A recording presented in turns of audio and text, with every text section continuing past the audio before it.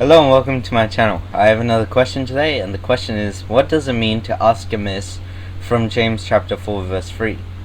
After providing the formula for peaceful living, James identifies the source of quarrels and strife. Part of the problem, James explains, is unanswered prayer, and he gives the reason for that. You ask and do not receive because you ask amiss, that you may spend it on your pleasures. The pleasures that wage war in our bodies are the first part of the problem.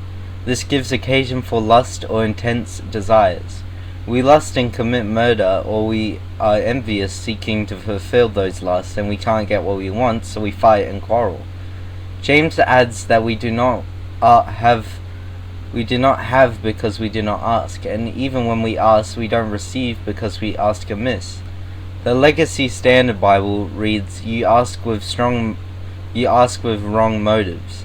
The indictment could simply be translated as "you ask wickedly." In other words, rather than asking with pure motives for what God would want us to have, we ask with wicked motives so that we can satiate our desires. When we ask amiss, we are attempting to use prayer to fulfill our lusts. We are asking wickedly so that we can spend what we receive on our own pleasures. James chastises those who think and pray this way, calling them adulteresses. They are being unfaithful to God, choosing friendship with the world over friendship with God. This is hostility towards God. In pursuing friendship with a corrupt world system, we are walking like enemies of God. The solution is to walk humbly before God, focusing on His desires rather than our own. Instead of submitting to our own desires and seeking pleasure, we need to submit to God. We need to follow His direction and design. Only in doing that can we overcome the desire in our bodies, and the world system that is hostile toward God. Only then will we be resisting the devil, and only then will he flee. James outlines this context, how we have three enemies who hinder us from walking as God designed: our own flesh, the corrupt world system, and the devil.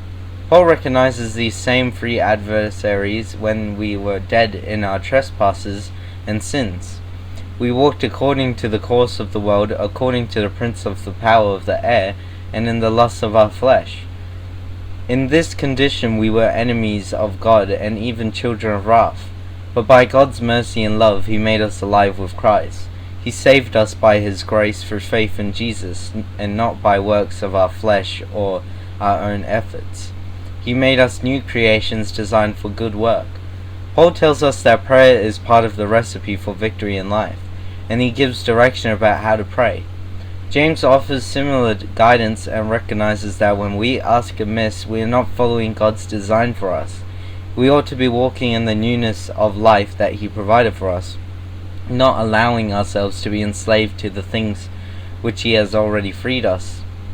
James's exhortation is helpful in remembering that we ought to pray as God has instructed. If we pray amiss or ask wickedly, we are using the tools He has given us, but for the wrong reasons and in the wrong way.